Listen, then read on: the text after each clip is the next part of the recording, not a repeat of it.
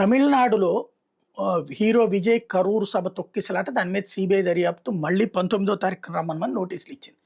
అదిగో బీజేపీ చూసారా సతాయిచ్చేస్తుంది అన్నటువంటి కోణంతో పాటుగా అతని సినిమా సెన్సార్ సర్టిఫికెట్ రానందుకు గాను ఏకంగా రాహుల్ గాంధీ నిలదీస్తున్నటువంటి పరిస్థితి. తప్పెవరిది అసలు ఈ ఉదంతాల్లో?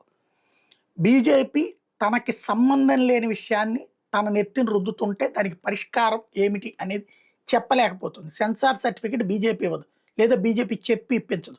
అలా ఇస్తే మొత్తం సినిమా వాళ్ళందరూ వెళ్ళి బీజేపీ దగ్గరే కూర్చోవాలి. అలాంటి పరిస్థితి ఉండదు. సెన్సార్ దాంట్లో బీజేపీ భావజాలం ఉన్నోళ్ళు ఉంటారు, కమ్యూనిస్ట్ భావజాలం ఉన్నోళ్ళు ఉంటారు, వీళ్ళందరూ ఉంటారు.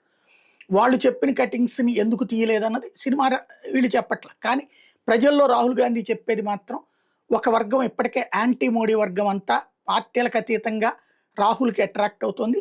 ఇప్పుడు ఈ ఉదంతం మరొక వర్గాన్ని కలిపినట్టు అవుతుంది, తమిళనాడుకి సంబంధించిన వర్గాన్ని. రెండోది వచ్చాడు కరూర్ తొక్కిసలాట్లు. అసలు అడిగిందే సిబిఐ దర్యాప్తు, విజయ్ దర్యాప్తు చేస్తోంది సిబిఐ, అది కోర్టు ఆదేశాల మేరకు. కానీ అది ప్రభుత్వమే చేపిస్తోంది అన్నటువంటి తరహా ప్రచారం చేయడంలో రాహుల్ సక్సెస్ అవుతున్నాడు. దాన్ని తిప్పికొట్టడంలో భారతీయ జనతా పార్టీ ఫెయిల్ అవుతుంది. తమిళనాడులో ఎన్నికలు దగ్గర పడుతున్న కొద్దీ బీజేపీని దొంగగా చూపించేందుకు డిఎంకే, ఇటు విజయ్ వీళ్ళందరూ చేస్తున్న ప్రయత్నాలు. వాస్తవంగా డిఎంకే మీదనే మొదట విజయ్ అనుమానపడినే సిబిఐ విచారణ కోరింది.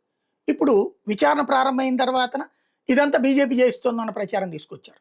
కాబట్టి స్ట్రాటజీస్లో ఫెయిల్ అయితే దెబ్బతింటారు, చూసుకోవాల్సి ఉంది.